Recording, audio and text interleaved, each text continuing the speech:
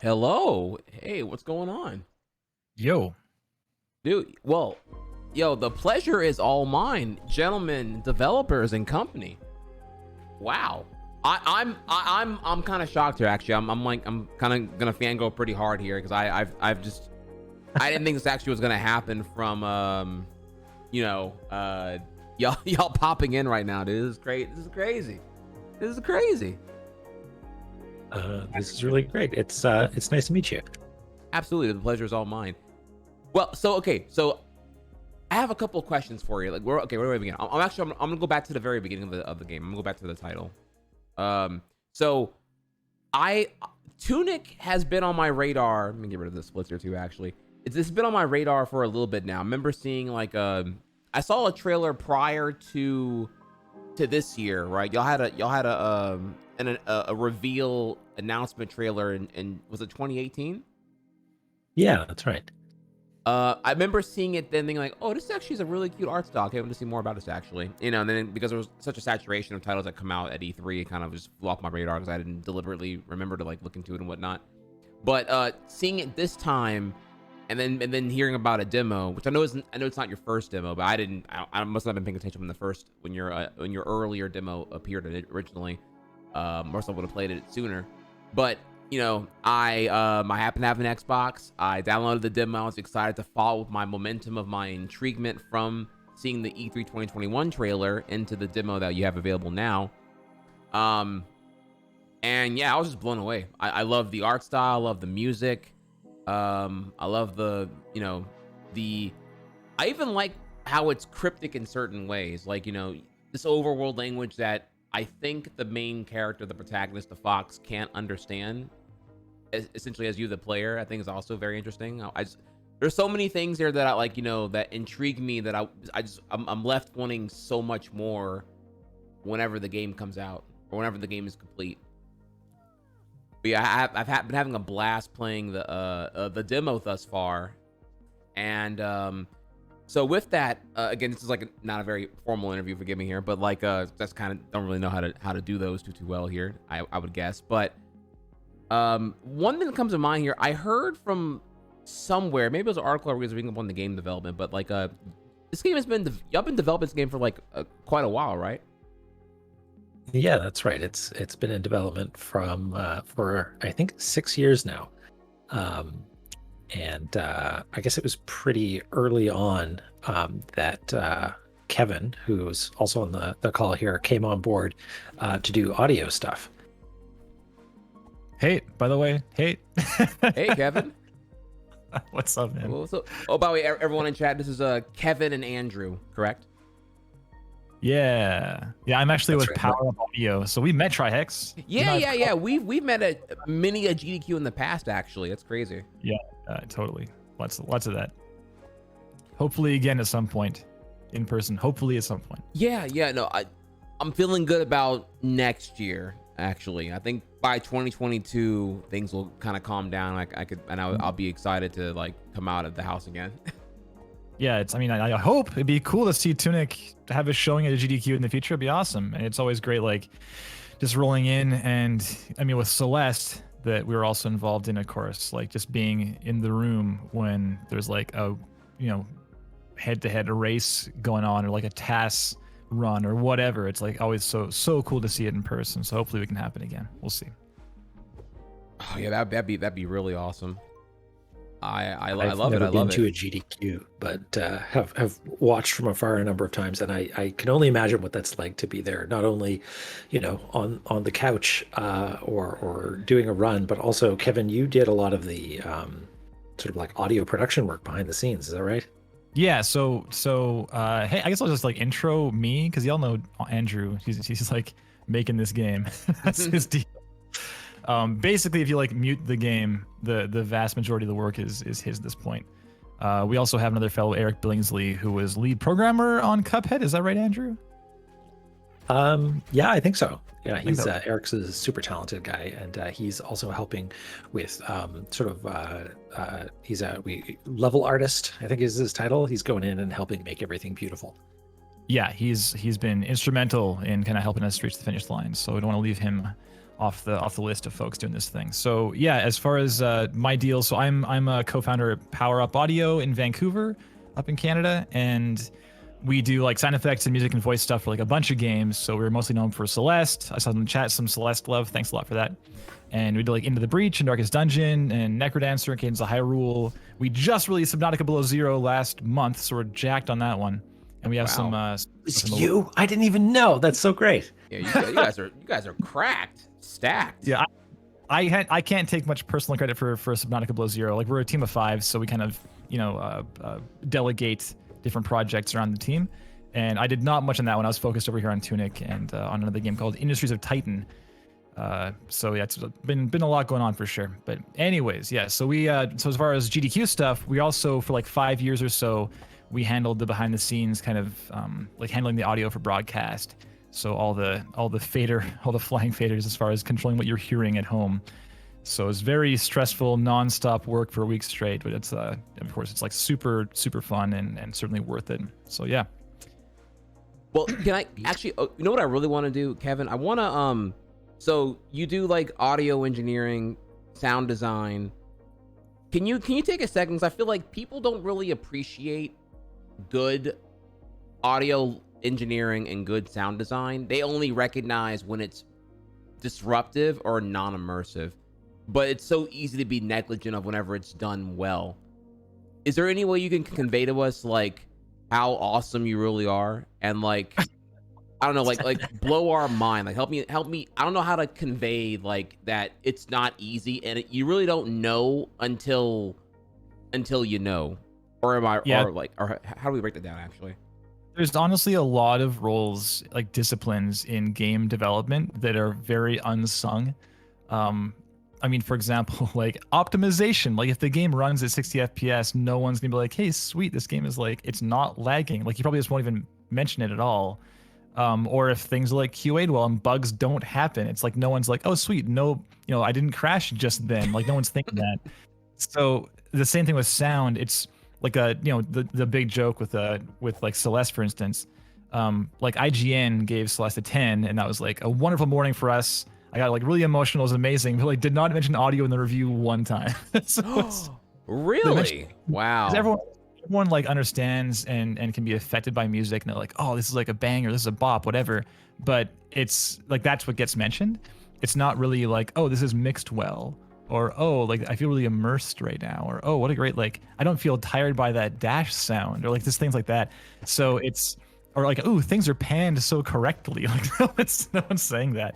So yeah, it's definitely a lot of work just to make sure people stay like engaged in the game. And at the end of the day, like my role as a sound designer is to just help support the story. And the story is both like the narrative of the game, but it's also the player's story. So if they like go through the door, does that sound right? If they like change scenes and go to the next area, does that sound right? Et cetera, et cetera. So it's, yeah, ideally our job is to keep people fully just focused the entire time and never have any distractions. Okay, so if I didn't give you any love on the audio, allow me to take a second and I'll just bring up one incredibly underappreciated thing about Celeste's audio, just to make you feel good. I just want to like kind of like rub your tummy and make you really know that that gamers do notice these things. I'm ready. Let's go. When Madeline, is it Madeline or Madeline? I always get the name wrong and I pronounce it correctly. They're both right. It's fine. Okay. Well, whenever she is sad in any given cutscene, and her like blippy blurps, I don't know what they're called, the gibberish that they're all speaking. Blurps, yeah. Blippy blurp. Well, when her sad one happens, it really gets me. I'm like, oh my god, dude! Like, it reminds me of like sad puppies, crying children. I'm just like, oh, it sounds so vulnerable. And like, yeah, I didn't think like a game, a platformer would make me like get teary-eyed during the non-climax, but it did. There was quite a few that actually hit me like that.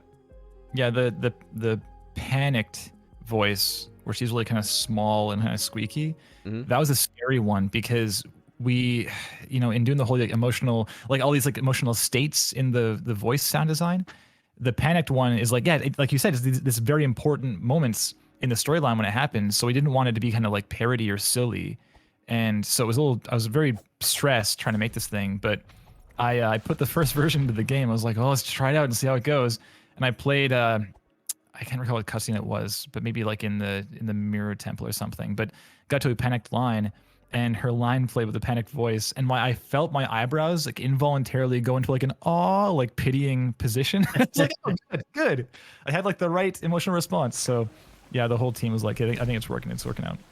Yeah. Well, thank you for saying so. That voice was it is by far the most commented on and asked about part of the audio design of Celeste. So appreciate that. As far as this demo sound goes, it's like heavily unfinished. We made a lot of leaps and bounds since this demo was done. But yeah, we like totally tore out the entire like 3D spatialization system, and it's completely different now. Like there's a lot of work that's been done, so I'm cringing a little bit here and there, but it's certainly it's passable for demo. So okay. This is that curse of like you have to like stop development of the game actively to then like get to a point where you can like work on crafting the demo, and the demo is very like not representative of like how even the beginning of actual Tunic the game would be. Or is it fair to ask that question, actually? I mean, yeah, it's okay to ask that question. I mean, it's because you're right. With a smaller team, especially, where you're faced with this question of like, oh well, do we sink development time into making a new demo to satiate our ravenous player base, or do we simply keep working on the game proper and just give them the same demo again, which was happening for several years. It'd like be in articles like, yeah, it's the same demo, but still worth playing. And this is a new demo now, but yeah, there certainly was some time taken away to get the demo kind of out the door and tested, and we're like, yes, it's certainly stable enough for the public, and let's get her going, kind of thing. But then yeah, you notice a bug, and you're like, well, do we go and fix it in the demo, or do we just leave it as is and keep working on the game proper? So things like the sound, like I said, we totally tore out the entire like how the 3D sound, like how you hear sound in the world spatialized. We tore it all out and did it a different way. And it's just not worth going into the demo and doing it there, because it's like it's not forward progress, And for a small team, those hours, like, they mean a lot. It's not like we have 100 people on this project. It's only like 5 or something. So yeah, it's a hard call to make sometimes, but in the end, we got to ship this game at some point. Heard that. Speaking of that, so okay, that's the other thing I heard too. I heard the game has been in development for a long while, and I also heard that it's an incredibly small team. But of course, I feel like the term small team or even indie dev now kind of gets like thrown around a lot. Like now I'm hearing there's now like buzzwords like AAA indie, whatever that means. So like this is like an unapologetically small team. Is that by design? Is that how you roll, Andrew? Is it more like a some kind of restraint, not necessarily like self-imposed here, but like, help me understand how that how do you approach that situation? Sure. So it was the project started as I would like to make a video game sort of thing, and I sat down and started doing drawings and started programming the game and building art and trying to figure out what the thing was. So it wasn't a thought of, I'm going to start a video game studio and assemble a team. But very shortly I realized, well, there are some things that I can't do. I can do programming and I can do 3D modeling and animation and stuff, but I can't do audio design, or I can't do it very well, as Kevin would attest to the incredibly the incredibly bad sound effects that shipped with like the very first, like, this is the thing that I'm making combat prototype of the game. And the other thing that I can't really do is music, and so Power Up Audio. I forget exactly how we met, but we were like, oh yeah, we're into this idea, and we're gonna make a game together. The other person that's on the team is did we mention Lifeformed? Who's doing the soundtrack for the game. So all the music that you hear is by him. And so that was the sort of the core idea is, like I need some people to help with audio, and I can do everything myself. And that turned out to be not the case. There's a lot of things like community management and business development and negotiating with platform holders and that sort of thing that I there's plenty of things that you can look for on the internet, like, how do I make a character run around, or here's a weird bug in Unity that I don't understand. But you can't just type in how do I be good at business, please, and just have an easy answer. And so partnering with a publisher like Finji, and even just someone with like a really good business mind like Felix Kramer has really helped things along. Just having people in our corner doing the things that aren't making the game, all the other things that need to get done. And then most recently, as Kevin mentioned, Eric Billingsley is on to help make things beautiful. So it was never a like this is the size of the team and it can't grow any larger than that. It's just sort of it started with me and has grown as needed, and I think we've got sort of like a perfect little family of people making a cool thing. Definitely. Yeah, that's actually really, really insightful. And you're one thing I would further attest to here when you're bringing up these things like community management and talking to platforms and just like all the it's all very time heavy. Like I feel like a lot of it's like if you look at man hours like a day, I just feel like even like trying to even talk to Microsoft or Sony or Nintendo, whoever, any platform holder, is probably like a comfortably a half day's worth of errand to even like get in touch with their PR firm into getting into getting the email chain to lead to a meeting, possibly, blah blah blah. I don't want to get too into your details and all that's confidential, but just more so that that could be a comfortable 6 hours of uninterrupted programming time or troubleshooting or QA assessment or whatever. And it's like, okay, can I really sit there and be the community manager and the bug tester and the programmer and the play tester as well, etc. So yeah, the allocating some of things that only like you could do is probably it makes you feel a little bit more I'm about to die here, a little bit more relieving on just having some elevation on your task and whatnot. That way you can focus on making your game to whatever degree you can, right? There's like a list of things that are, I could technically do that, and I could probably do a decent job at it, but maybe it makes sense for another person to do it. And then there are things where I would definitely do a terrible job at it, and I really need to get someone who knows what they're doing to do that. And so it's in a small team, people wear a lot of different hats, but some hats fit people a lot better than others. I see. All right, so I have to ask you, okay, this is not meant to be an unflattering question, but it is kind of the one thing I'm seeing from the reception of many people, including notably the IGN video that gave you all the big shout out, probably the biggest shout out I saw out of all the E3 coverage for Tunic, which was the comparisons to Zelda. Is that like, do you feel that that's a flattering thing, or do you feel that you're trying to differentiate a lot further from Zelda than people give comparisons credit to? It's called Tunic, and you're wearing a little green outfit, and you've got a sword and a shield. Like there's definitely some inspiration there. It's when people play it, and it gives them the feeling of playing, Zelda 1 for the first time, feeling like there's secrets hiding everywhere, feeling like you don't really know how many things there are in the game, constantly feeling like there's just one more secret that's just out of reach. Those are the sorts of comparisons that I guess we're aiming for, and every now and again people seem to say that that's what they're getting, so it's I'll call that a success.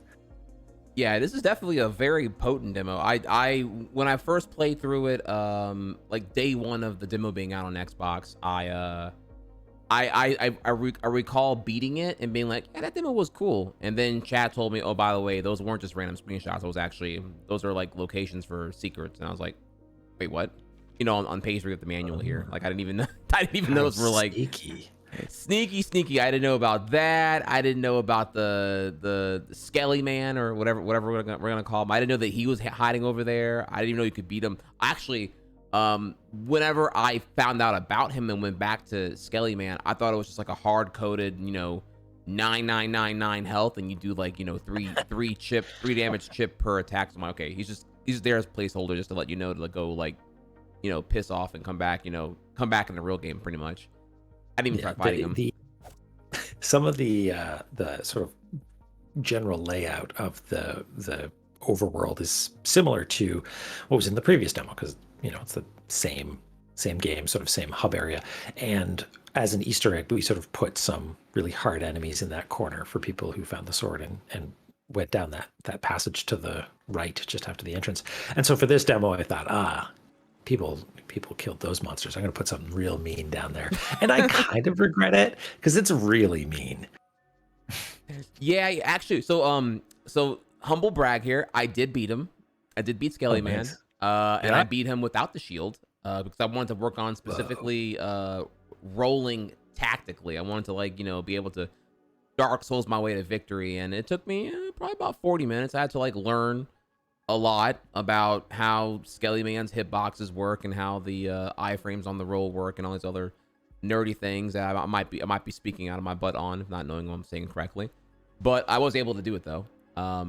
Nice. Well, so it's good practice for when you eventually have to skip the shield and you're at 80%, right? Yeah, exactly. Yeah, it was fun. It was fun trying to figure out, because it made me deconstruct how I perceive attacking and being patient and rolling and resource management, how I approach that in other games. Particularly, I hate to bring up Dark Souls here, but particularly Dark Souls with all the roll heavy mechanics. And then here, how I was just I have to pay a lot more attention to what I was doing, just because of how brutal Skelly's attacks really are with the 360 YOLO swing of death.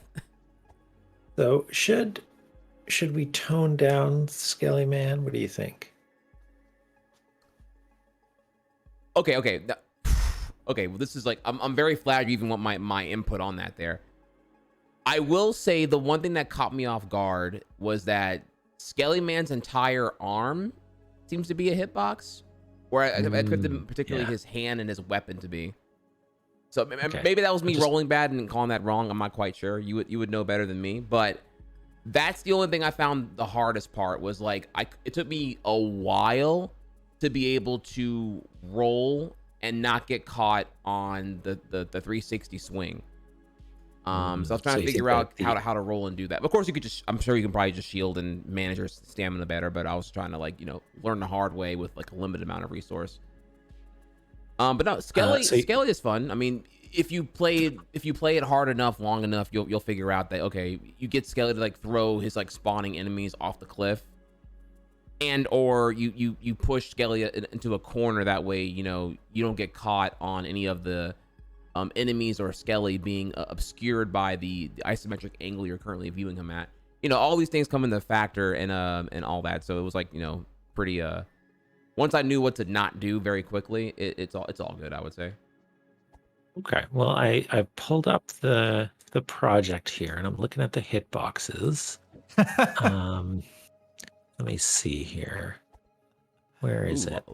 Yeah, it does extend a little bit too far back. So if I just made it so it was the hammer itself that was the hitbox and the arms weren't, I worry that may make it there'd be a degenerate solution where you just stay close and you never take any damage. But maybe it's scary enough that that's not a problem. Let me just adjust that. No. There you go. We're contributing I feel bad if that's. I'm gonna give it a try. That is what you do with Dark Souls. Dark Souls is always roll into enemy, and you can just turn off your brain and just roll into enemy, and you get away with that for half the game. So is that a bad thing? I don't know. That's kind of up to you to decide. I got right now. My chat is in here blowing me up about don't I'm gonna reason why Skelly Man gets nerfed. It's what you want out of it. Honestly, I don't know if are degen strats intrinsically an anti-Tunic thing. Does Tunic mind there being degen strats? That's kind of up to you to decide, I would say. That's a good question. So especially for hard enemies, I don't like the idea of there being a degenerate solution, because then it's not fun. Because it's there's a trick, you just got to get real close, and then the challenge is sort of sapped from it.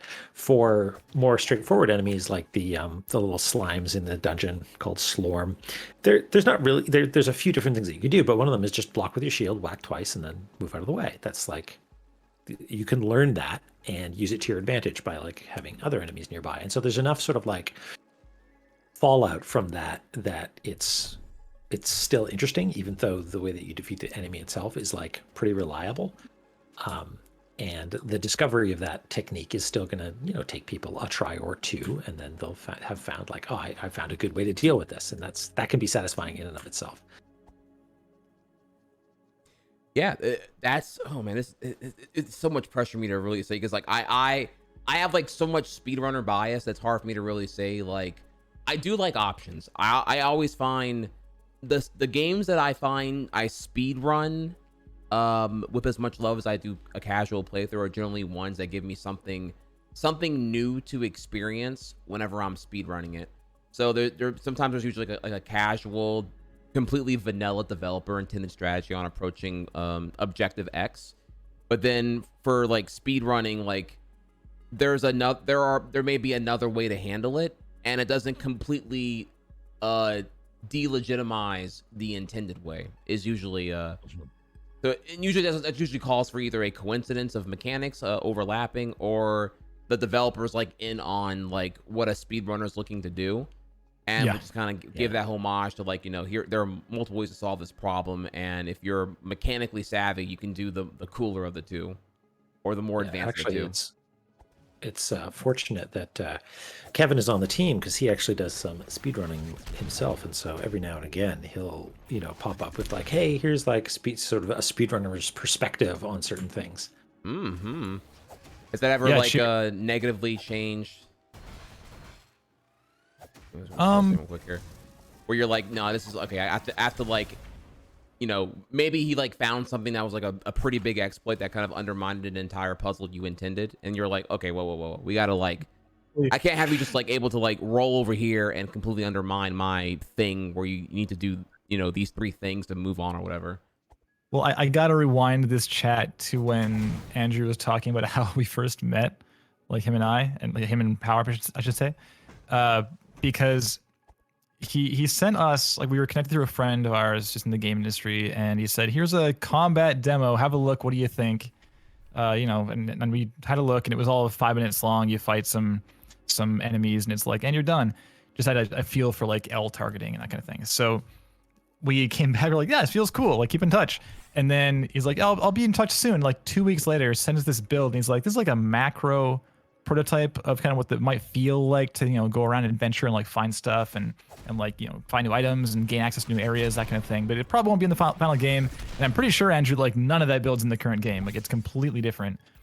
But yeah, but like that build, he's like, yeah, take a look, see what you think. That build was like 10 hours of content.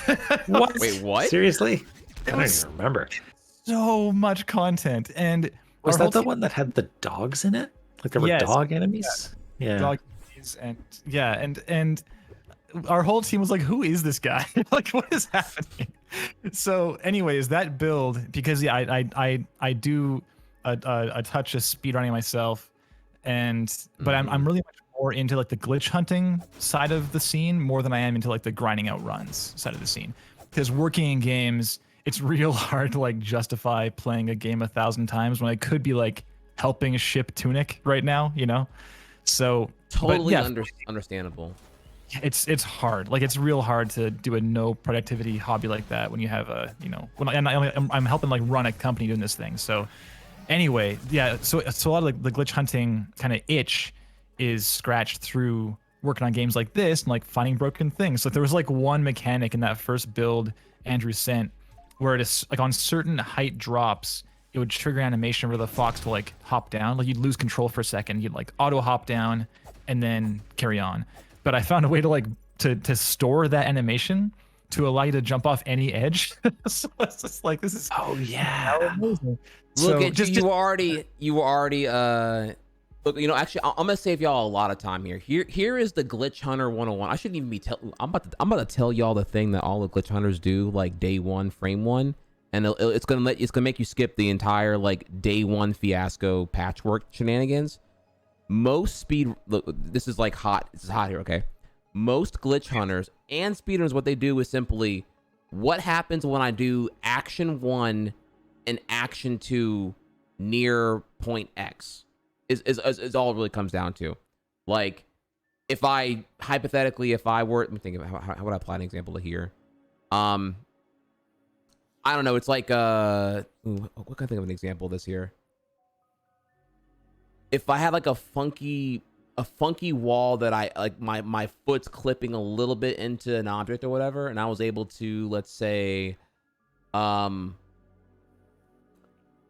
hypothetically that whenever if I get hit by my own firecracker or whatever this item is called here in the game, if I get hit by a firecracker, I have a unique like it's a unique animation. You know, whatever animations you have in the game, there's one that, like, you know, maybe I bounce up a little bit higher than anything else in the game. Well, if I'm near a ledge and I did the firecracker and I bounced up higher than because of the animation having like a really dramatic effect by getting hit by the firecracker compared to getting hit by an enemy, I bounced a little bit higher, and I was able to like kind of get higher than you ever intended the Tunic character to ever do, and it let me to get out of bounds. At which point I no longer have to deal with any kind of like clip, because you have no clip detection because you don't expect anyone to get out of bounds at that point. You know, that would be an example of like what someone would try to do. The minute they find any kind of obscure, you never thought about the player being able to get this high, or the player able to do anything out of a certain animation interrupt, that's usually where the glitch hunting begins. It's combining two actions every at once. weird thing in every weird location. Every weird It's thing. like fill out that grid. Yeah. So, I mean, like with Celeste, I played like 500 hours of Celeste pre-release easily, like playing, you know, and like trying to speedrun, and like you just speedrun and you find stuff naturally, as you know, Triax. Like you just you cut the weird rabbit hole. ways, and weird things happen. You're like, oh, what was that? Can you do that again? Sure, I'll try it again. And you reproduce it and you see if you can use it to your benefit or whatever, right? So yeah, with Andrew, do you know if that bug is still in this demo where if you like mount a ladder from the top, you can kind of like mount it from the wrong direction? Do you know about that? Like if you press A and like change directions really fast, you can like kind of like climb onto the ladder, but you like climb like in the wrong direction. Was that a bug a long time ago? Not that long ago. Like it might even be still in the Okay, it might very well still be in that. Huh. I don't know. Okay. So there was a thing, I don't know if it's still in this build or not, but you could like, if you climb a ladder and like change directions real fast, like as you climb it, that's going down a ladder, not up a ladder, down a ladder. Then you could like, you'll kind of like hop over, like it's an animation where you hop over the ladder and like mount it, but you'll kind of do that animation facing the wrong direction. So you'll like climb off onto nothing. But after one frame, like snap to where the ladder is. So you're good to go. The game like kind of corrects the problem really fast. But like you mentioned, Trihex, if you have like a firecracker or something, or some explosion that will, you know, be enough to knock you back. So it is called firecracker. I was right. I'm kidding. I don't actually know. For the sake of this conversation, it's a firecracker. So like if you have something that knocks you back and you're in the middle of that weird like turn in the wrong direction, you can get knocked out of bounds. That may or may not be in this build. I'm not sure, but that's like one example of something that I found a while back and was like, I wonder if we can like, you know, fall off an edge we're not supposed to, that kind of thing. So rest assured, I've seen various questions in the chat. I think it was Serenade something was asking if there'd be a speedrun timer in the game. There isn't yet, but like that's a great example of like a creature comfort for speedrunners that I personally have pushed like a bunch of developers we worked with into putting into their games. Like Celeste, we had a lot of back and forth with that core dev team, and as well with the community as well, like post-release, as far as getting that timer in the game. So I can't speak for Andrew, but I feel like, yeah, if we have time for that kind of thing, like that's a perfect example of like step one when you're trying to, you know, make your game more attractive for speedrunning. Totally. Yeah, totally. Yeah. And just to back up a little bit, the nature of this game hopefully will be something that, I mean, who knows, is hopefully something that will be appealing to speedrunners, because the nature of the game is that we want to make sure that there are occasionally some gates, like you need to get this item before you can go here. But the sort of the perfect version of that in Tunic is that when you get an item, you'll be able to go to a new location and realize that you could have gotten there a different way beforehand, if that makes any sense. So like sequence breaking being sort of like baked into the experience, being able to get into places where you don't belong. Yeah. I see. Yeah, even like I think we were even before you shipped this demo, we had the consideration of like, do we want to accommodate for pacifist runs? Like that was a question we asked in like a team meeting. So this is definitely a consideration going forward. Is like, well, do we need like the bushes that stop you from going down into kind of like this sewer-ish area? Those bushes, we went back and forth a few times on whether or not those bushes should be there, because that's the only thing that stops you from like needing the sword to get down there, you know?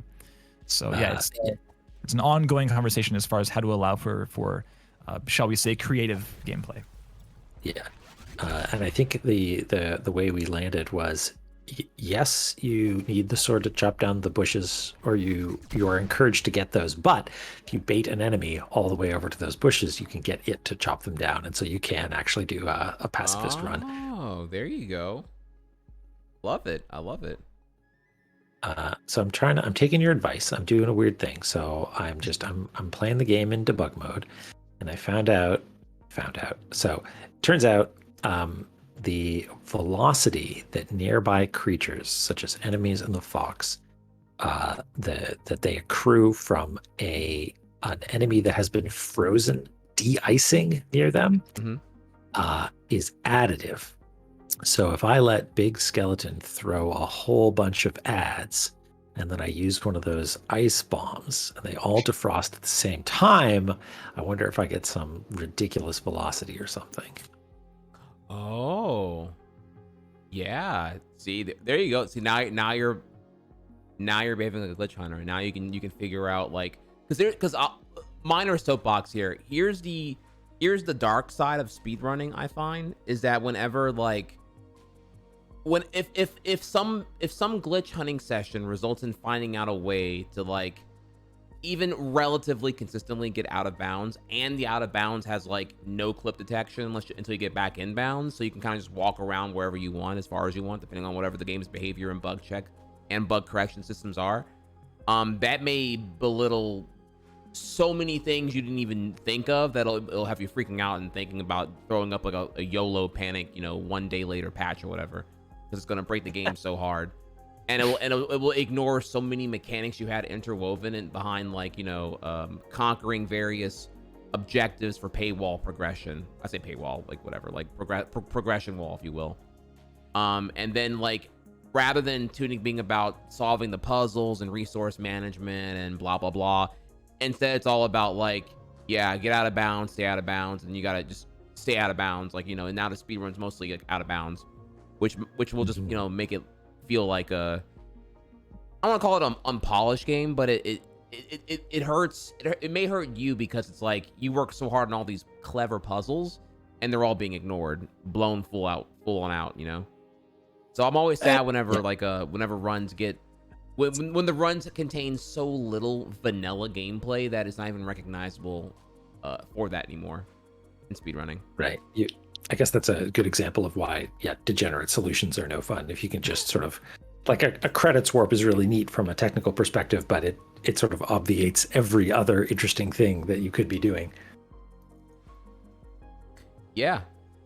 So that's the only thing. Like, I tend to not really be a fan of those categories. For the runs I did, for the games I did speedrun, that end up getting to that point. But I've also seen a lot of like community correction too, though. Like usually those categories tend to be not very popular, whether it be like a credits warp like you were saying, or like the only one I really find keeps pushing the envelope further and further on the degeneracy, quote unquote, is probably like Ocarina of Time. I was gonna say Ocarina of Time. Yeah, it's the only one where I see people just like that has become like the whole thing, right? Like how hard can I push it? Yeah, it's like with the SRM, right? The stale reference manipulation. Yeah. They got so many tools now. They have a tool to figure out like did you ever hear about this? There's like a emulator plugin that lets them. You can just you can have Link, if you want Link in a certain like nearly sub-pixel position to do something, you can just what is it, like shift click where Link currently is while in safe state emulator. And the game and this plugin can give you can use the pre-existing moves, forward slash, back jump, etc., to define a pattern to get exactly right there consistently from the starting point Wow. of the room you're in. That's so sick, That's though. so cool. Yeah, it's like the point is the community there. They're just like they are something else, dude. If they find a new way to do something, they're gonna engineer a way to make it consistent somehow. I love that. It's like exploring the gradient, you know, on the way to being a task, because it's like it's not a task, but it's like damn close to a task. You know, there's so many tools assisting you, just not in the actual playback at the time, like on the actual recording of the run, right? I love that.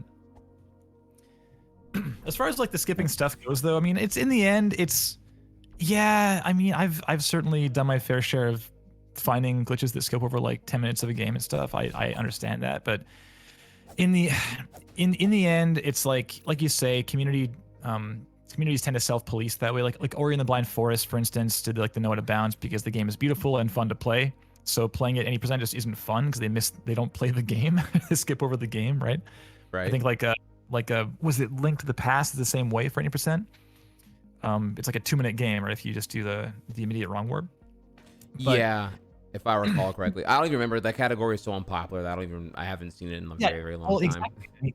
Case in point, right? Yeah. So there was one glitch exploit at launch of Celeste that it was the only one I didn't find that I was mad at myself for, because I found like a lot. I did like I think a pretty solid job as far as finding most of the ones like you're describing, like the big ones that are going to harm kind of the integrity of the level design. Yeah. Integrity, yeah. And it was, if you're falling down, if you listen to Chat Who Played Celeste on chapter 6, Reflection, it begins with the sequence of Madeline like falling from the top of the mountain down to like rock bottom into the lake, and you fall through a number of screens you later climb back up through during the chapter. But if you like save and quit during the fall, the game like saves your position as being in this room, so you can skip the entire intro to the chapter just by like saving quitting immediately when the chapter begins. Ooh. So super dumb, and the community on the whole was like, yeah, fix that, that's just stupid. So that's a good example of we missed, and they were in favor of fixing.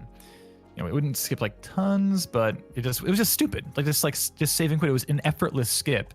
If it was like hey, you need to do like 7 frame accurate inputs to do this, if you do it like hype, good work, it's a big risk, then yeah, leave it in the game, of course, because there's a risk reward. But it was like literally effortless, so it's not worth keeping it in there. That's awesome. To me that's so crazy. I never thought speedrunning would get to the point where there would ever be like, you know, speedrunner, which I should say community, but speedrunner x developer relations. Like that's like that is like so cool to me. I love what's happening right now.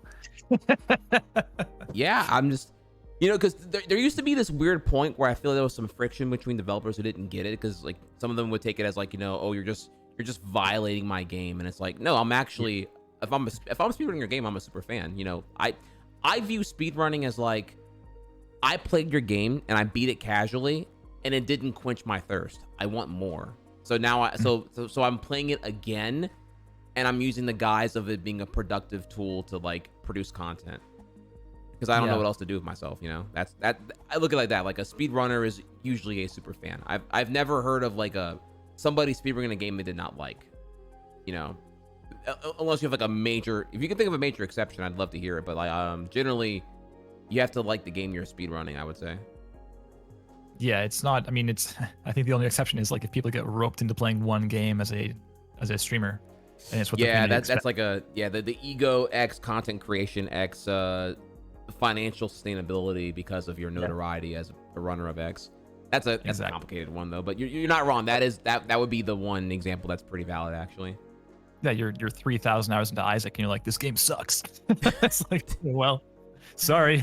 Yeah, 3,000 hours will do that for sure, you know. Yeah, so it's I mean, it's a topic of conversation I like bringing up with other game developers, is like, how do you feel about speedruns and like glitches and people, you know, skipping over your art, so to speak. And yeah, like the responses are very mixed. Some people say, I love it. I hang out in streams all the time. I love seeing when people find new stuff. It's like always thrilling. It's awesome. And others will say like, yeah, I hate it. It's you know, it breaks my heart that people will, you know, tear apart this thing I worked so hard on. And it's just so misinformed. Like you said, it's just how could you suggest that someone who's played your game 600 times doesn't like what you've done? And that, you know, and that they're not, and then that your goal as a game designer, as a game developer, as far as, you know, creating an opportunity for play, like here's a sandbox, go play. That was their goal as a game developer. And how could you possibly argue this person's not playing, you know? It's just, yeah, it's, I spoke to, for example, like the Broforce devs years ago about this exact topic. Okay. And I think there was a glitch for a while where you could kind of artificially halt the screen scrolling, and then you just fall off the map and you like win the level because the game thinks you're done. You reach the end of the level, you know? And I think they patched that because it's just stupid and it's not hard to do. And it just, like you said, destroys the integrity of the game itself. It's like, well, it's not fun. It's not interesting. So why leave it in the game? Whereas there is like some glitch, if I recall correctly, I might be wrong, but there's some glitch I think where you could like fly on pigs or something. And like, yeah, we left that in because it's hilarious. So like it's a very good reason to leave glitches in if they're just funny. And even better if they're beneficial, of course. So compromise. What if the handle of the hammer is also damaging, but if you're really close, you're okay? But there's a second attack that it does, like a kick or something. Like, I'm trying to think of a good way to make it dangerous to be really close to the skeleton. What if it's on fire? Yeah, it's all about what do you want the player to do? Do you want the player to really utilize roll more often? Do you want the player to like really feel the pressure to want to shield and need to rationalize their stamina in order to be able to shield successfully? Right, Hex, are you a game designer? This is game designer talk. You're secretly a game designer, aren't you? I'm not. No, I'm just reverse engineering the situation. Like cause that's what I was trying to do with it. I was like, okay, so because I was trying to beat Skelly, by the way, officially his name is Skelly now. I was trying to beat Skelly Man, without the shield. I was forced to think about, well, okay, well, what does Andrew want me to do here? Like, is this really meant to be like a shield, which is fine, you know? Is it meant to be like a shield required testament of like utilizing stamina and having the shield and just taking these hits, or is that bait because like, you know, you take the chip damage from shielding the hit and it eats so much stamina that you're like stuck, you know, in a really disadvantageous position or whatever. I was trying to figure out what you wanted me to do, and I'm like, okay, well, can I roll dodge everything? And the answer is technically yeah, but it's like really hard. Yeah, there are a few things that are flagged explicitly as no iframes, but they're rare, and I don't think any of them exist in this demo. Like, you can even dodge roll through explosions. Oh, so it's what it comes down to. Is like, what do you want to do?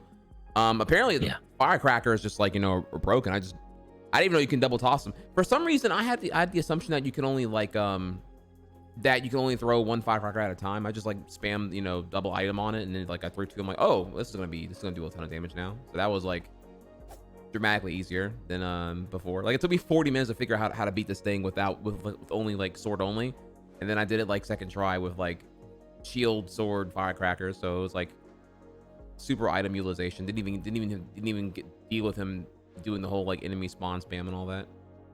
Yeah, I like the idea of consumables being like genuinely useful treasures. Like, this is, I guess, for casual playthroughs primarily. You get that thing where you're like, you're hoarding all of your items, and you realize like these aren't actually useful anyway, right? Like, there's, you know, like I can't use my, you know, kill an enemy item on the final boss or whatever. You know, I like the idea of, I mean, I don't have a kill any enemy item, but I like the idea of those items being precious and useful, even in situations against like whatever, I guess you'd call this like a mid boss. Yeah. That's exactly what I was. That is a problem I think a lot of games go through. Okay. If we're gonna like this is a little bit unrelated here, but I feel like it would be a great tangent that I think you as a game dev would love to hear about. I am not a fan at all of the games that essentially don't convey to me what the intention is, but throw me major options that change the entirety of the gameplay experience. Particularly what I'm getting at is like, whenever a game offers you like normal mode or hard mode from the very jump, and it's only described as like, LOL, it's harder. Like, you know, if you want a challenge, take it. but you don't know what that means. Does that mean enemies are spongier? Does that mean that you heal less? Does that mean that you move slower? Does that mean that you don't get like starting items at all? You have to like, you just have to do like a bare bones build or whatever. Like, what does that mean? If your description is only hard mode, I don't know what to make of that. And it's going to be a huge factor on my playthrough experience. I find that's a pretty big problem, because you as a developer, you do so much to have a particular intention with difficulty curve and your world building and all that, and then your intentions thrown out the window because I chose hard mode for reasons that are different than the assumption you put in there when you put it in there in the beginning as an option. I am much more keen on, say for example, having your intended vision, normal mode, occur, and then including a crap ton more playability after the fact with whatever you intend at that point. Because then we're on the same page. I played the game, you played the game, you made the game, so now we're on the same page of like familiarity, or at least a baseline familiarity. So then you can say, okay, here's hard mode after playing through it, or here's new game plus, which is essentially, which could be hard mode soft edition or whatever. So yeah, if someone is seeking out a hard mode, they're probably the sort of person that wants to know exactly what that means. I think the worst possible way you can make your video game harder is to give enemies more hit points, because it just makes it everything feel really like that was the thing that we found out with this game. It's like the enemies that you hit, and you hit them 3 times, and maybe you have to hit them a 4th time, and then you've taken them down. That's sort of like the ideal thing for just like a normal everyday enemy. If it's double that, then the game just becomes a bit of a slog.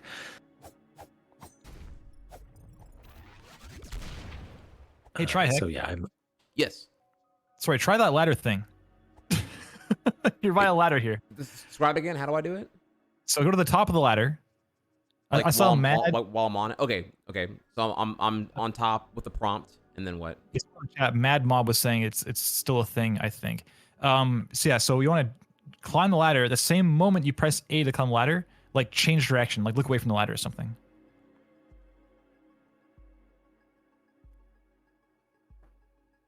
Hey, there you go. Yeah, okay. I'm a bit delayed, of course. Yeah, it's working. So you saw you snap, right? Hey, there you go. So what can I do anything with that though, or like? So you can't do anything with that, to my knowledge, by itself. But if you have something like an enemy or an explosive that can knock you back, if it knocks you back during the climb animation, you'll get knocked out in the direction.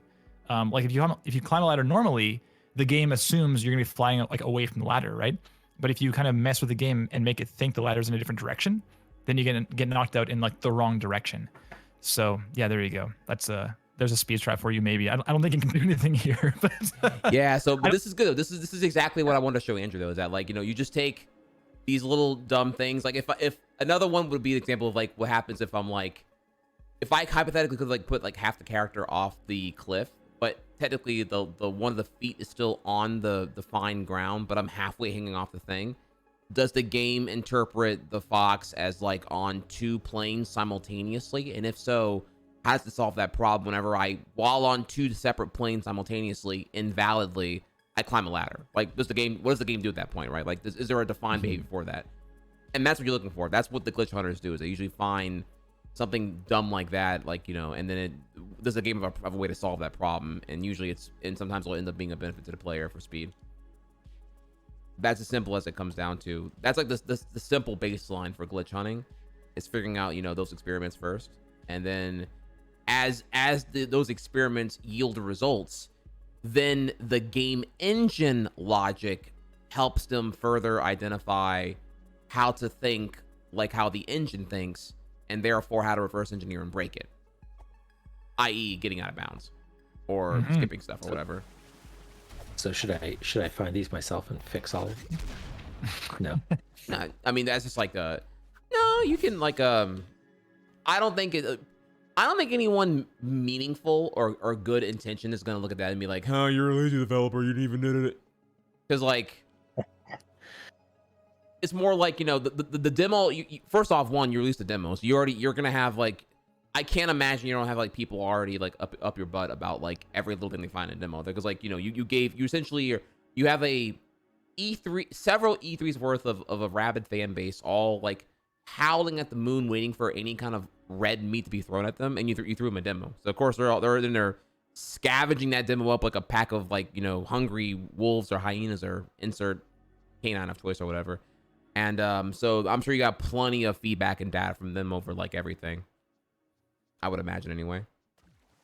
So I think you're already sure. I think you're already in a really, really good spot.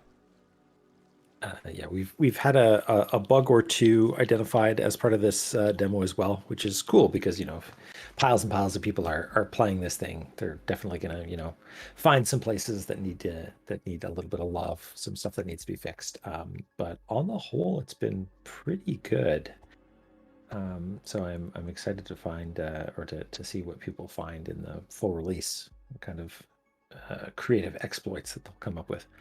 Mm-hmm. Yeah, I think you'll be. The one thing I've learned is that to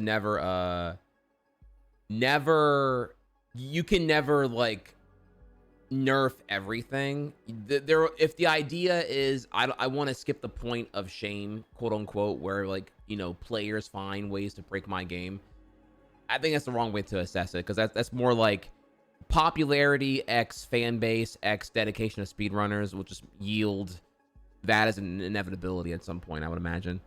Like, I look at how like critically acclaimed Mario Odyssey was, and I thought that game was never gonna get cracked, and then like the cracks came and that game got broken wide open now. Well, not wide open, but like, you know, a lot more. Well, I mean, you saw. I mean, you can cappy bounce into walls, and essentially on version 1 you can ignore every wall you want to, pretty much.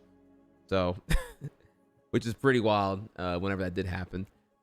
But that aside, though, actually, I do have a couple more questions for you, actually, about Tunic. If I may ask here, is there anything to infer from within the lore of the game itself here? Is there a reason why I'm a fox? Or is that something we is that not really important to know at this point? He's cute. The fox is meant to be like a cipher for you, the player. You know, anybody, whoever they are, they can map themselves onto this little friend here and be like, that's me in this game. There's this is a reason that I wish I was smart enough to have thought of beforehand, but only became apparent after the fact. Foxes are inherently sort of arrow shaped, like they've got this pointy nose and they've got the big tail behind them. And so when you're doing targeting, and especially with the asymmetric perspective, having a pointy player character really helps with identifying which direction you're facing. And also, foxes get up to shit. You know, they get into trouble. And I think that's really what this game is about, is, you know, getting into places where you're not supposed to be, stirring up trouble. I see. Also, big shout outs here. Something just subtle I noticed here. The fox will look at a point of interest when walking past it. That's a small thing I know that makes you feel good, and I just want you to know that I, the player, saw that, and I think it's adorable. Oh, thanks. So, it's sometimes broken if the fox is looking at something really high up. It does look like they're breaking their little neck sometimes. I gotta take a look at that. okay. And then, wait, hang on, wait, I had another one here for you. Oh, okay, so, okay. So, when I saw the trailer, and I saw that, like, that I'm describing it as, like, a runic language, I thought that was actually really, really cool, that there was, like, all this mystery shrouded in, like, am I meant to interpret that as the fox can't read that, or is that more for the player to just like be like, ooh, or like what are we to make of the language going on here? I think near the beginning of this call, you hit the nail on the head by saying that the fox doesn't understand it either, because you are the fox, right? And we're trying to make this experience about, you know, you as the player character and the player going through and exploring this world and not knowing what's going on. So yeah, no, just as you or I might look at that and say, I have no idea what's going on. So does our friend the fox. I see. Okay.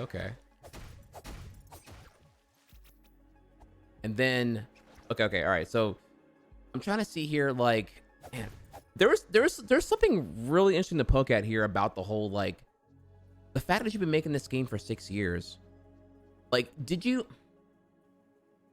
this your first game? If can I ask that? It's my first game like this. I made like point and click adventure games for a company for a long time, like hidden object games, if people are familiar with those, for many years before this.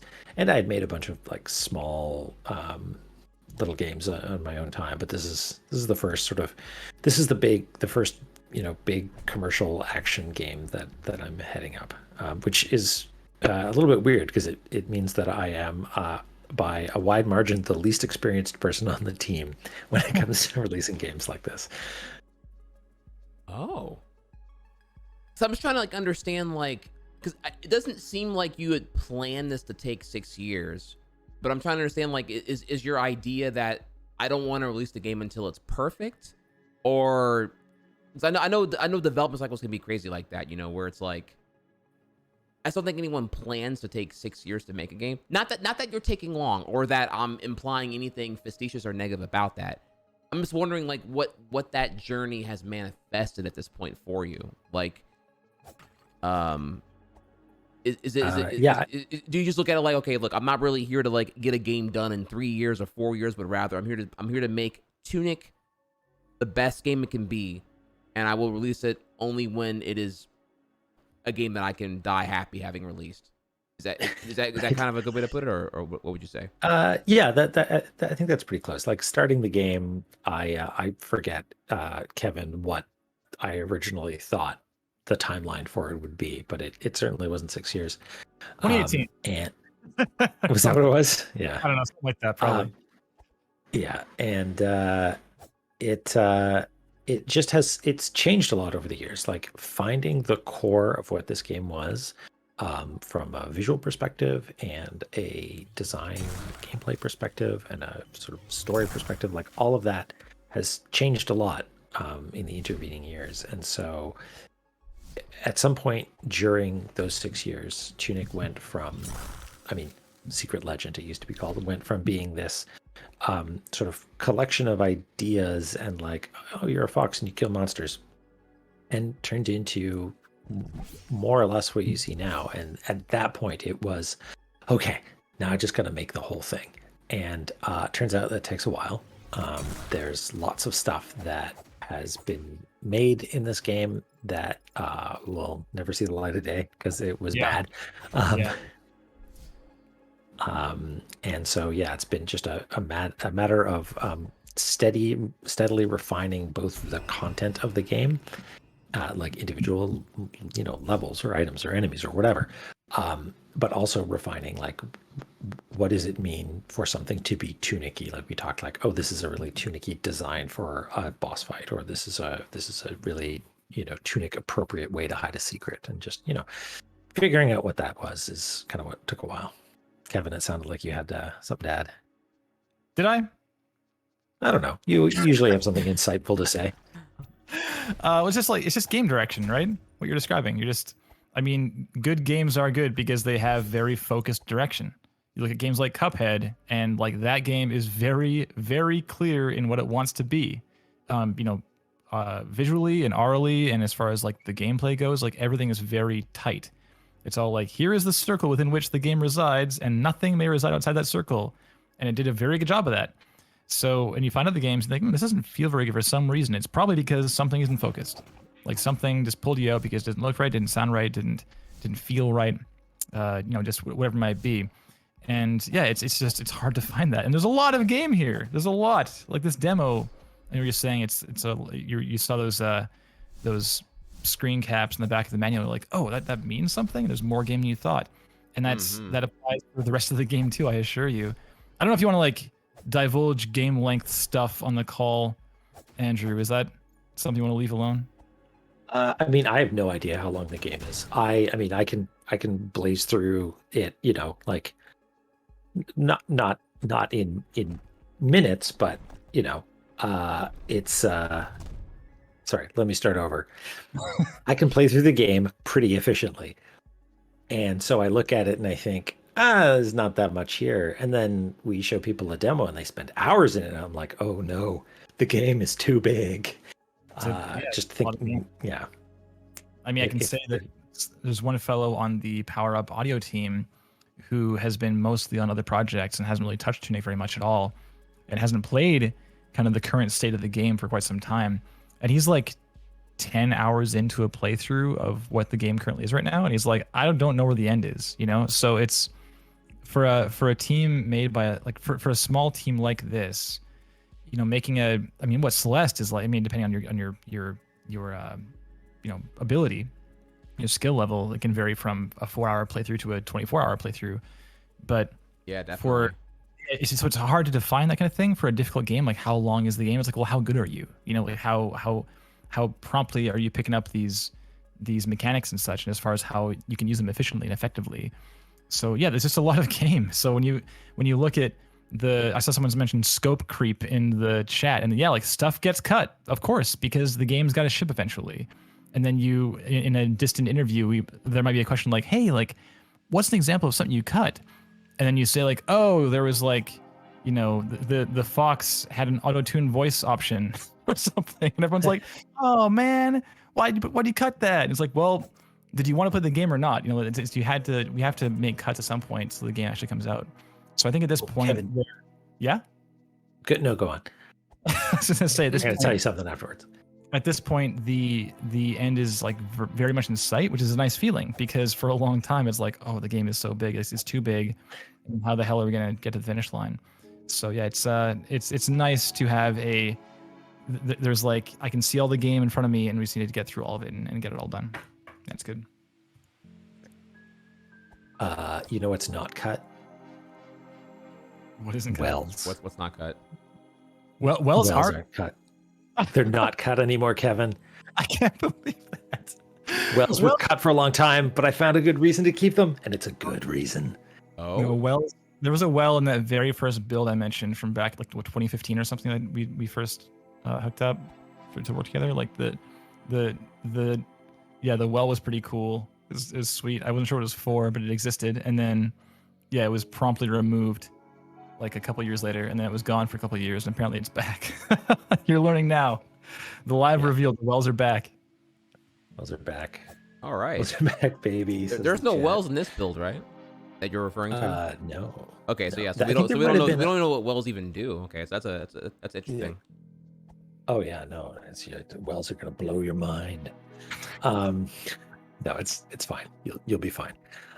They were a number. I don't want to reveal anything too big, but yeah, they've served different purposes for a long time, and I think there was a demo, like maybe the show floor demo. There was just a well that you could interact with, and it had a message on the screen, but you couldn't actually do anything meaningful with it. But it's keep an eye out for wells in the future. Will do. Well do. Well do. Well, I think you kind of covered. I don't want to take up too much of y'all's time here, because I've actually hit the. Well, actually, wait. I heard there was a secret ending in this demo that I haven't unlocked yet. I have what I think is all of the golden coins. Am I on pace to get this secret ending? Is that even a thing, or was I lied to? That's a good question. I've also heard that there's a secret ending. Normally, when I am in situations and I'm like, I really don't know what to do, I look at my manual. Oh my god. Okay. And there's that. So that's the Discord you can check out, discord.gg/Finji. That's a fun place to hang out. Mm-hmm. But I don't understand those little symbols above it. The 3 flowers? Yeah. I don't either. I don't know.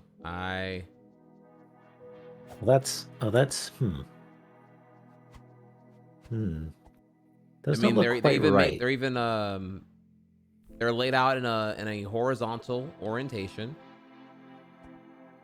I don't know what to make of that. I maybe I already messed up here, actually. Maybe I'm already in the wrong area. I don't know. Maybe next time. Maybe next. Oh, you're just gonna do me like that, huh? Okay. All right. Okay. No, I'm okay. Okay. No, it's cool. You're right. I like that, actually. I'm gonna figure it out. I admit I am not a strong puzzle person, so a lot of these I found. Let it be known, I found probably like 3 out of these 6 coin locations without even realizing that this page was like alluding to. I thought these were just like rando screenshots. Actually, I didn't even realize that there. So, so yeah, observant and puzzle savvy is not me. In fact, I didn't even play a Zelda until 20. I played my first Zelda ever in 2017.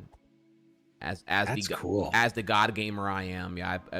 First one was Twilight Princess with my girlfriend who knew the game very, very well. So whenever I got stuck, she was able to kind of like help me get an idea of what to do. I've gotten a lot better at the whole puzzle logic since then, but like yeah. So I'm if I can beat your game, then I think anyone can beat your game. I'm probably the world's worst Zelda player actually. So I'm more of the platformer, press buttons and win execution style type of stuff. Well, you'll be happy to know that there's a way to finish Tunic where you do not solve any real puzzles. Really? Okay. Yeah. There might be a thing here or there that you need to, take a careful look at your manual or figure something out, but it's yeah, I like to make sure that there's yeah, I guess we haven't talked about this, but yeah, the idea of like a combat focused conclusion versus a puzzle-y focused conclusion. Mm-hmm. Yeah, I think that's a neat idea. Okay. Maybe I'll put it in the game one day. All right. Speaking in you're the further we dive into this topic, the more tonguish you're getting here. You're speaking in code and tongue and cryptic and runic and okay, you sound like a puzzle dungeon right now. Good lord. Okay, well, okay, so I want to cherry pick here. These are my 2 last questions because you kind of hit up all mine. You gave me great answers here. Second to last question is, these are both like community selected, community curated questions. This is coming from the tryhard community here to you. One, they are very appreciative of you being here. Let me tell you that. Can I get a tryhard 7 in chat, please, if you're enjoying Andrew and Kevin being here right now, taking their valuable time to show us some love here, chat. I see the boy. They're in here right now. I see doing Madeline sounds. How did you find balance between working and developing your game? That was a question I was asked in my Discord earlier. Between, like, paying the bills, basically. That's how they worded here. I actually now I'm looking at this question kind of vague. Actually, I'm not sure what they're really getting at here. Between working and developing your game. Yeah, they made it sound like you don't do game development full time. Actually, that's kind of a bad question. It's actually that was this question actually was not a good question. Let's trash that question. Okay. All right. Actual final question. How do you continue to find inspiration as being a solo dev, quote unquote, doing it all? Like, how do you continue to remain motivated as you were on day 1, now on year 6 of making Tunic? This is a really good question with a bunch of different facets, and I'll try to go fast.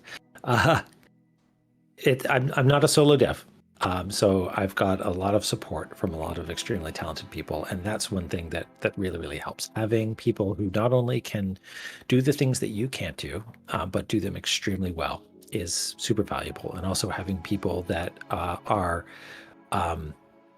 invested, like materially, but also emotionally in this thing that we're all making means that you can have, poignant conversations about whether or not something's a good idea, and have that be, like having the game be in more than one person's brain is very important, and just being able to have conversations about it is something that can help you, see the light that is the good thing that you're making, and see the bad parts honestly. And the other thing is that there's no way to stay motivated, because motivation is not really something that we have control over. Motivation is the magic things that shows up in your brain sometimes that says, I want to do this no matter what. And you can't rely on that. You can't rely on motivation to help you get things done because sometimes it won't be there. So instead, you need to use discipline. And this isn't my observation. This is something that a number of people have said. But yeah, the difference between motivation and discipline is that you have control over discipline, and motivation is mercurial. I see. Kevin, do you have anything there? My primary motivation is fear of failure. To be absolutely honest. Yay! Like that's a big one. I mean, I get like significant anxiety here and there when it comes to like imagining a world in which I just, retreat into a fearful shell and can't get the work done, and it's the worst thing imaginable for me. Like I am feeling the best when I'm most productive. That's kind of just my deal. So if I have a day where I have like a creative block or something, it's challenging. It can get like really depressing. But if you have a day where it's like, oh man, like I killed that, this boss sounds so good, this like voice effect sounds so cool, whatever it is, then yeah, like good day, right? So it's definitely difficult, but it's a matter of just forcing myself to put the work in, because it's so easy to not do anything. Like it's extremely easy to just go to your desk and like turn on Netflix and not work on stuff. Like it's so easy. Yeah, when you folks seen this whole internet thing, it's just a huge distraction. Yeah, like go watch Bo Burnham's Inside, and it's like that's what you're dealing with every day with your desk with game dev, right? So yeah, the fear of failure is a very effective one for myself. And honestly, I think that, like folks like yourself, Trihex and others have been, very kind in your comments in the game so far. And honestly, at this point, it feels like it's got like the makings of a game that might win a lot of people over. That it might earn some love from players and the press and so forth. So it feels like personally right now, as far as like the work I'm doing the project, it feels like my battle to lose this point. I just need to put the time in, and if you work hard enough, you'll get to the finish line. That's that. But yeah, motivation's hard to do. It's not like a given at all, and it's definitely always work. It's fun, but it's work. I hear that loud and clear. Actually, you know what? I get one more question because the other question was kind of bad. I can take it and make it a better question because we kind of alluded to a thing I think was definitely worth exploring before we end our interview conversation here, which was that, so you gave me the nuanced answer on motivation x discipline. So what I really wanted to actually ask here was, what about the work-life balance? Like, do you look at it like a work week as an indie game developer is successful as long as I put in this amount of hours into it, like a conventional 9 to 5? Like if I put in 40 to 45 hours, I'm good? Or is it more like a metric milestone thing where no, I need to get like, hypothetically, I need to get this World 4 dungeon done in a week, and it shouldn't take longer than a week, or else that week was a bad week? Or how do you determine success so you can determine your appropriate work-life balance? Or is it sometimes kind of chaotic where some weeks are 40 hours, some weeks are 80 hours, or what's going on behind the scenes there in that context, if you don't mind disclosing that? No, I can do that. So it's deciding deadlines and stuff is more of a like a scheduling and production question, and that's definitely something that we do to sort of like make sure the game is done on time, whatever that is, and make sure that we get all the things in that we want to get in.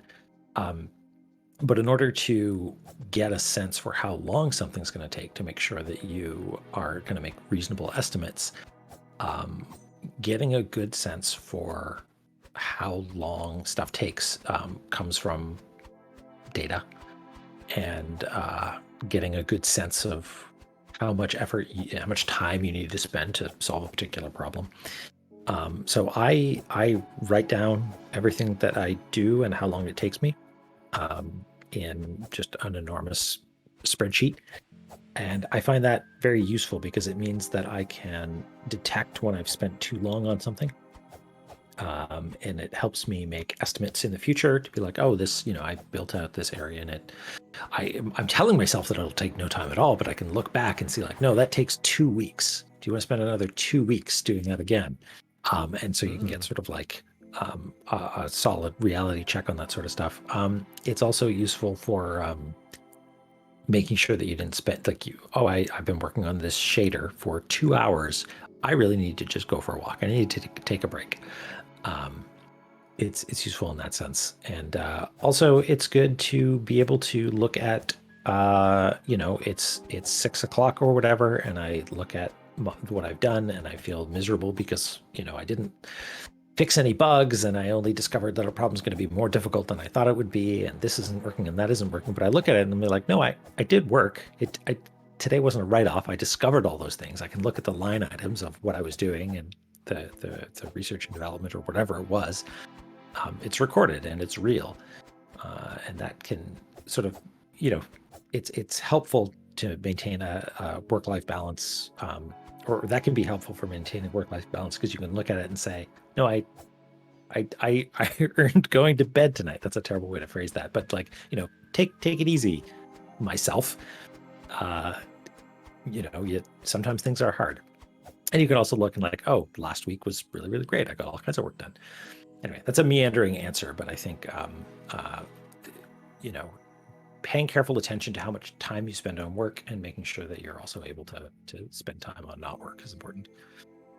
No, that was a really good answer. What I interpreted from that is that you, that whenever you're in a work environment that is like pretty much thriving on your self-discipline and self-accountability, that it's important to be objective about the duration of tasks, and that you're logging how long it's taking you to do the various ones. That way you can appropriately forecast and quantify, a perceived commitment versus actual commitment to tasks in the future.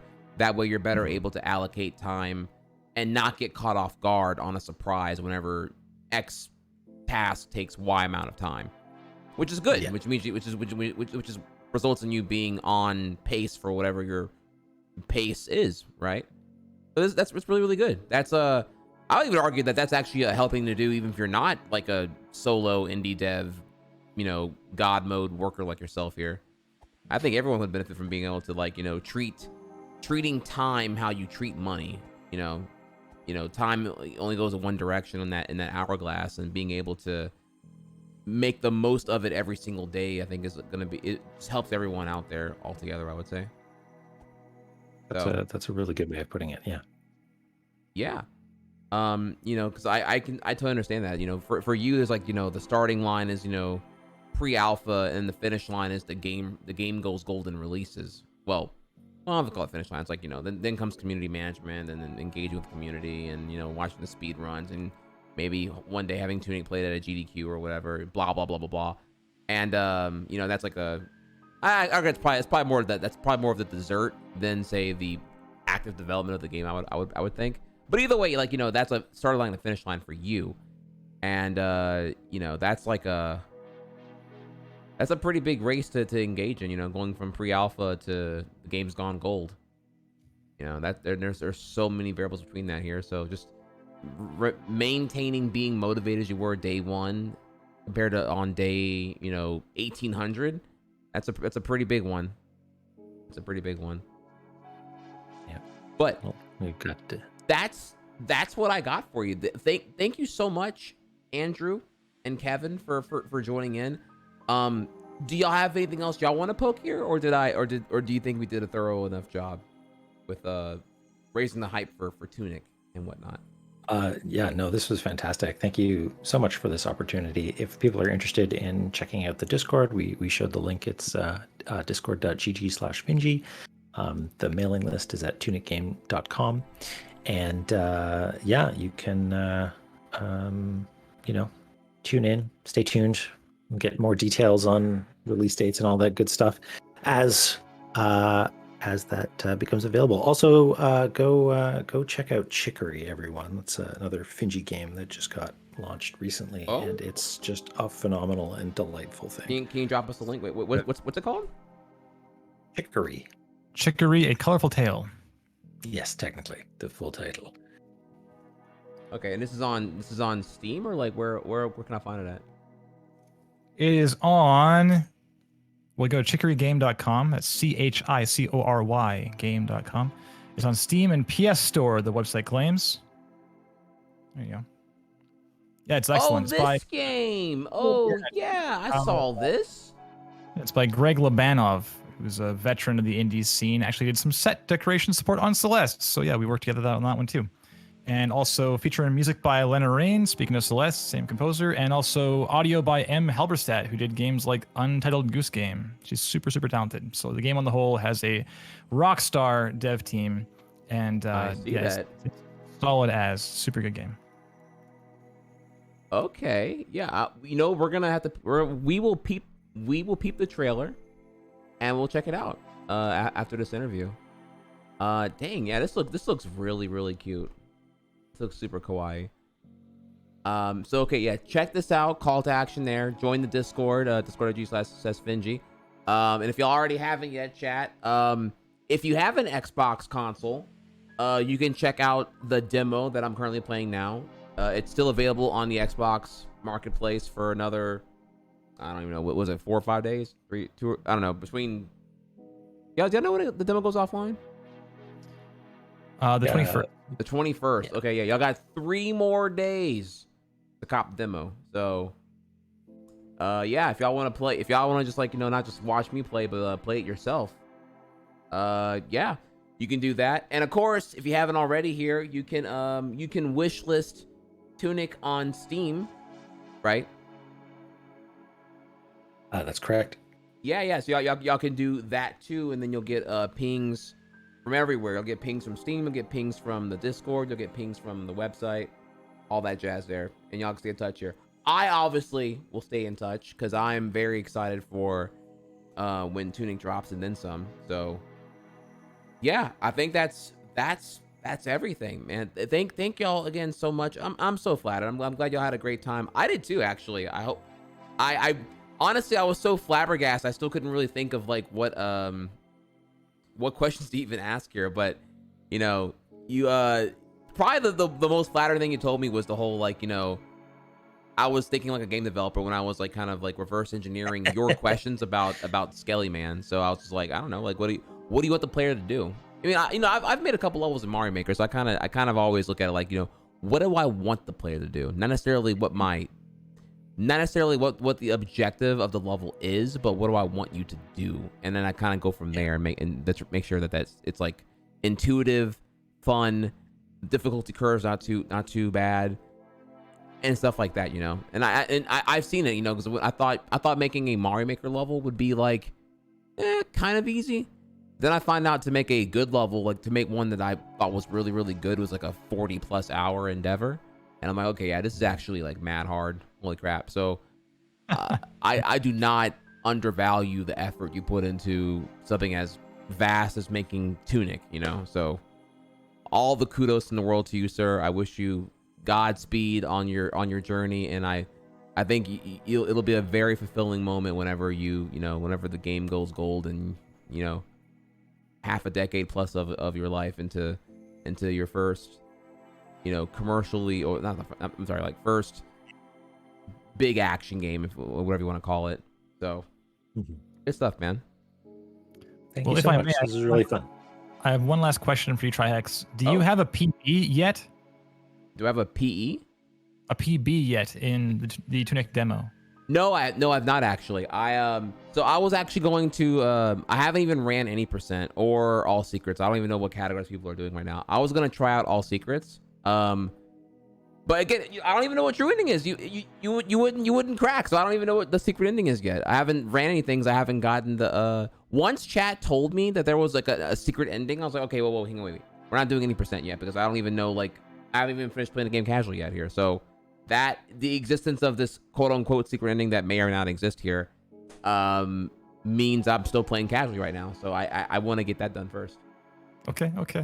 Well, I'll stay tuned and I'll try to. Yeah. I'm about to literally, this call's ending here, and then I'm about to find these stupid flowers. No, stupid because I don't know where they are. Find these flowers and then figure out how how to summon the ending or whatever. I'll figure it out. All right. Well, good luck. Thank you so much for having us. Thank you, man. Later, y'all. Appreciate it. Peace. Dude, Chad, was that not cool? Dude, was that not like so cool, dude? Like, you ever have a moment where like it's so crazy that you kind of are like, it's unreal that it's happening, dude? Like, that happened. I don't even know did I make it professional enough? I don't even know. Like, I didn't even know. Like, I was like, oh man, what do I ask? How do I ask thought-provoking questions that are not too invasive of like, and not spoiling the game, but like are flattering and just like, I found a million ways to overthink it, and I'm like, okay, you know what, dude? I don't even know what to do right now. Like, I'm just gonna like, we'll just hop on, and I'm gonna fangirl for like 5 minutes, and then and maybe I'll calm down and figure it out. So, holy moly, dude. Yeah, I definitely I gotta get this on YouTube, dude. I gotta get this interview on YouTube. That was man, that was so rad, dude.